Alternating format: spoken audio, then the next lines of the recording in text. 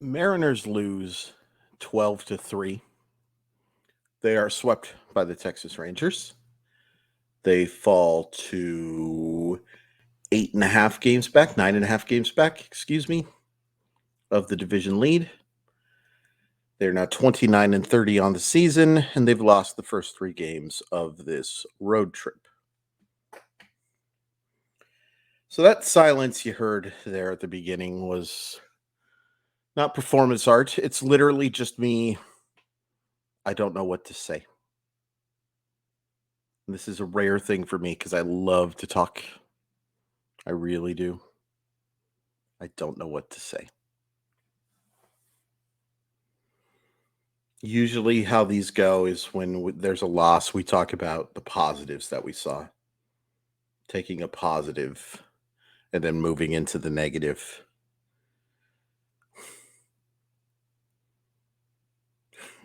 I'll do my best. The hits are starting to fall for Ty France again. A couple of hits. Nice to see Teoscar Hernandez get a couple of hits. On the pitching side, Gabe Spire and Matt Brash were really good. Brash was really, really good. That was nice to see. Matt Festa and Justin Topa both end up with scoreless outings, but weren't great. I'm certainly not going to go nuts about a couple of relievers pitching as low leverage of situations as possible.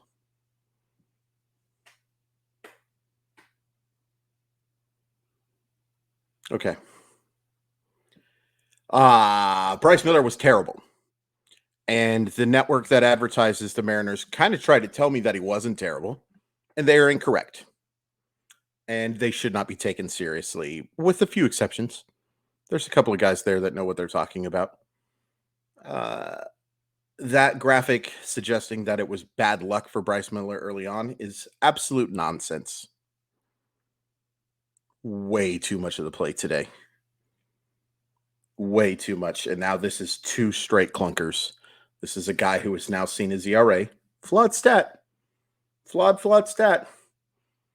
But when your ERA goes up 3 runs in a couple of starts,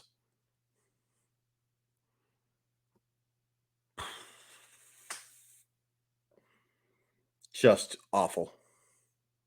Awful starting pitching these last 2 days. From players that it's unfortunate that have the pressure that they do. But this is now 40% of your rotation, folks. 40% of your rotation. 40% of your strength. 40% of the thing that is supposed to carry you is now rookies who are going to have bad mixed with the good, who are going to have bitter mixed with the better.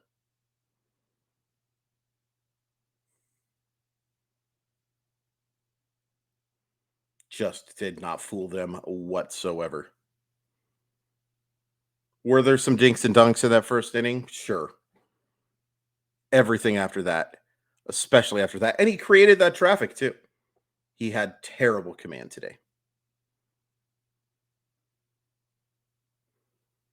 And I don't want this to be me yelling about how Bryson Miller stinks or anything like that. I'm not really blaming Bryson Miller. I'm upset with the situation that the Seattle Mariners have put themselves in. That they have a little bit through no fault of their own. Robbie Ray's injury is not their fault. Marco Gonzalez's injury is not their fault.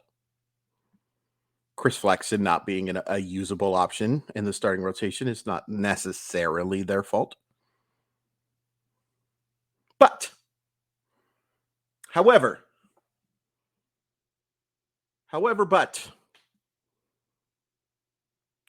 you did create this situation that relying on your starting pitching became a big thing by not addressing this offense.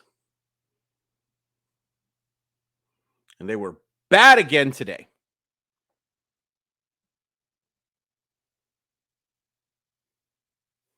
Like, imagine telling me you're a playoff contender and Mike Ford is your DH. Imagine telling me you're a playoff contender when Jose Caballero and Colton Wong is your double play combination. Imagine telling me you're a playoff contender, and Colton Wong, by the way, drove in a run today. as meaningless a run as ever. But hey, talk about beggars can't be choosers. Imagine keeping Colton Wong playing. And I know it's been less, and the reason that he played today was because JP Crawford has a bruised knee. But imagine not DFAing the guy hitting 159, 250, 186. Or seriously considering something.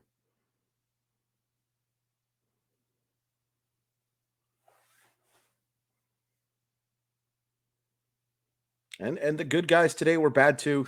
Kelnick, Rodriguez, Raleigh combined for 0 for 12 with 5 strikeouts between them.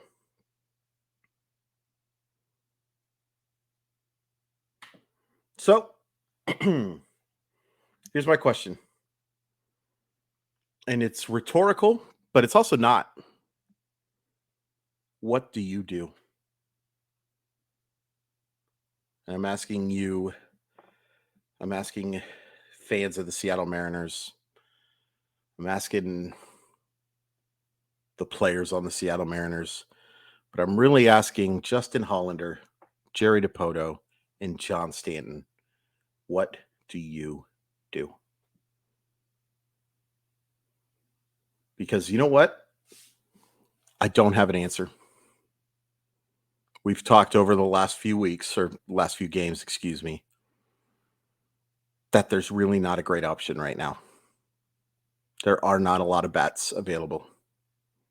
There were bats available in the offseason, and you chose to go the route that you did.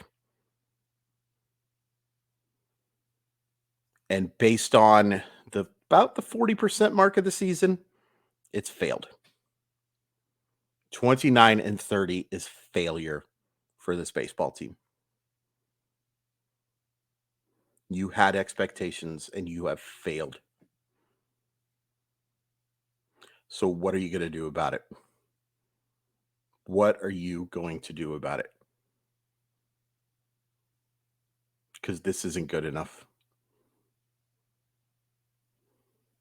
This is not good enough. You can tell me all you want about how much time there is left. Preach it to the choir. I totally understand it. My two all-time favorite Mariner baseball teams are teams that took advantage of the time they had left and made comebacks. You would think the 2001 team would be my favorite. It's not. They were fun, but my two favorite Seattle Mariner teams are the 1995 Mariners and last year's Mariners. It's amazing what can change. And look, last year at this point, I think the Mariners were, 6 or 7 games under 500. We know that 29-39 was the low point. They got to win 9 straight games, lose 9 straight games to get to that low point. If that's your reason for optimism, I don't know what to tell you. Or rather, I don't know what to talk to you about because we just disagree. We just vehemently disagree. What do you do?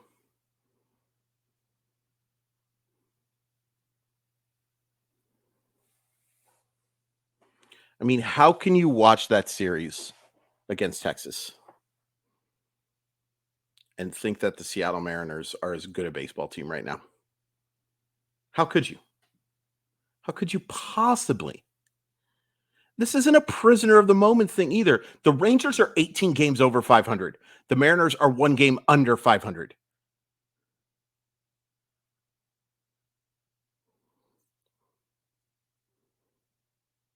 How could you possibly believe right now that this team is good enough to win a World Series or win a division or even make the postseason right now? In my kingdom, for this to become a freezing cold take. My absolute kingdom. Don't have a lot, but I will trade pretty much any personal possession that I have for the Seattle Mariners to win a World Series. I'd trade an awful lot to win a division. But that ain't going to happen based on what I've seen so far. They're not there. They're just not there. And I don't want to hear the injury stuff. I don't. It didn't help. Losing Robbie Ray, obviously, big loss. Losing Andre Munoz for as long as they have, massive loss. Every team deals with injuries. Look at what the New York Yankees have done, even with a plethora of injuries. Their big offseason signing hasn't even got to pitch yet. And look where they are. Everybody deals with injuries. Everybody deals with players not performing up to levels. You can throw any excuse you want out there. It's not good enough. So what are you going to do? And what would you do? I'll ask you, the fan, particularly people who disagree with me and think that things are going to be okay. Because I hope you're right. I really, really want to make that clear. I hope you're right. But what do you do? Do you just stand pat if you just think that everything here is going to work out? Do you just wait for this team to play better?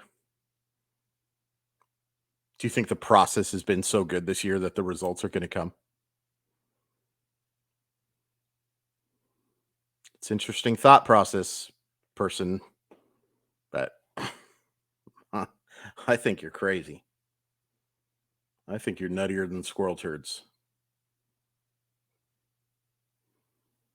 Man, oh man.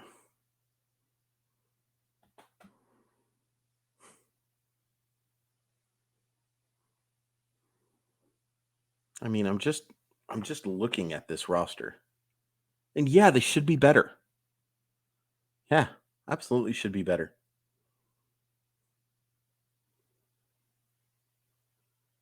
But they're not. They're not. And I don't know what you do. But I'll tell you this much. I refuse, absolutely refuse. I refuse Paramore. I refuse to give up on this season. Because I'm done with that. I waited 21 years for this team to make the postseason. I was an 18-year-old the last time this team made the postseason before last year. I'm not going through that again. It is no fun. And I know a lot of you have reached out and suggested to me that this team is cooked, that this is over. And I don't blame you. I don't blame you. There's so much that has to go right over the next 100+ games. 103. 103 games. And if you want to win 90 this year, you're going to have to go. I'm just doing the math right in front of my head. I believe you're going to have to go 61 and 42. Yeah. 61 and 42. Do you think this team can do that?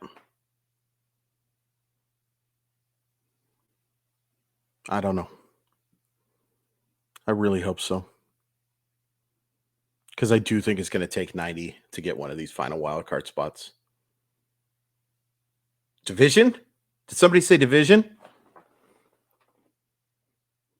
Bye.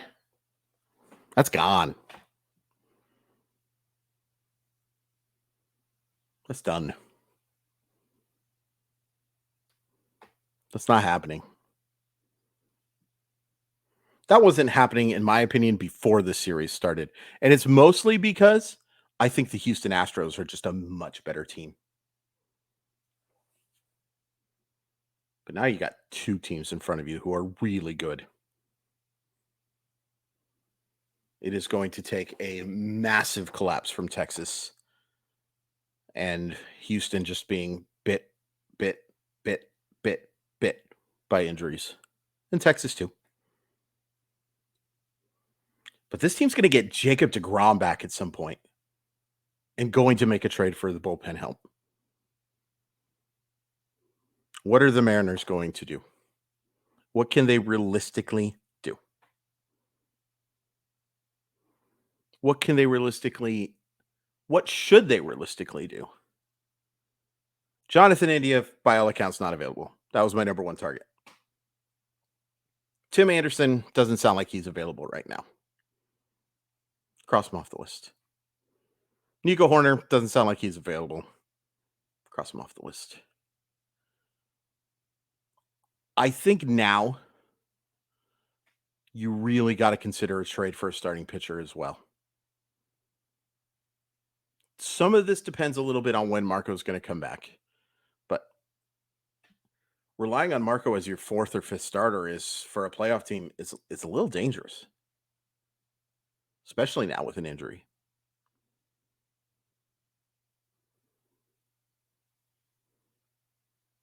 I think you're going to have to make some deals pretty soon. My question is, are they willing to? Are they willing to move the prospects that they have? And are they willing to open up the checkbook? More concerned about the latter than the former. Based on what they did this offseason.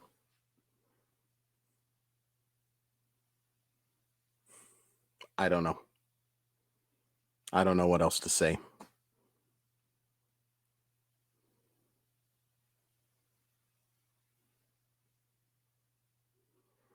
I mean, I'll end this video soon, I promise. I can't get over how overmatched they looked in that series. Yeah, Friday was a good game. Friday was actually a really good baseball game. They just couldn't get a run across, but Luis Castillo was fantastic. But after that, it was just thorough domination. And I'm telling you, folks, looking in the camera, I'm looking right in the camera, folks. Playoff teams don't get dominated. Postseason teams don't get dominated. World Series contenders don't get dominated. Teams lose. Everybody loses a lot of games. Everybody wins a good amount of games except for Oakland. Playoff teams and World Series contender teams don't get dominated like this. Not in my experience. I mean, if you want to show me some box score from the 1927 Yankees losing by 10 runs or whatever, good for you. This was supposed to be a World Series contending team. It's not too late for them to become one. But it's looking awfully unlikely. And that makes me mad. Do the Seattle Mariners owe me anything? Not really. Do they owe my grandma anything? Not really. Do they owe this community something? Kinda.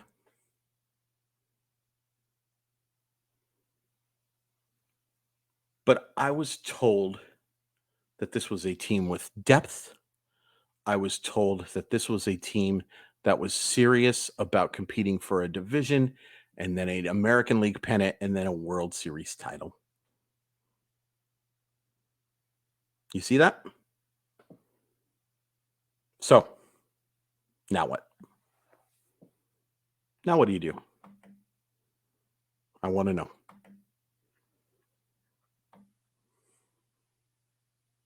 I don't know. So the Mariners have a day off on Monday. Tuesday, we have Logan Gilbert against Joe Musgrove. Good pitching matchup. I joked on Twitter that I should be the one who gets a trip to San Diego and not them. I deserve it more. Not really true, but it's worth pointing out Oakland or San Diego struggling too. So we'll see what happens. Also worth pointing out, this is just when you're down, you're down. Shohei Ohtani was supposed to pitch against the Cubs. He's being pushed back to Friday to face the Seattle Mariners. Ohtani versus Castillo. At least I get to look forward to that, watching maybe the best player I've ever seen.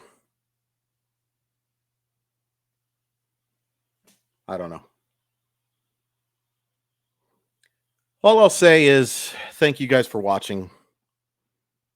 Thank you guys for subscribing. And if you haven't subscribed yet, please do so. Please hit like. I really appreciate it. Follow me on Twitter at Crawford_MILB. What do you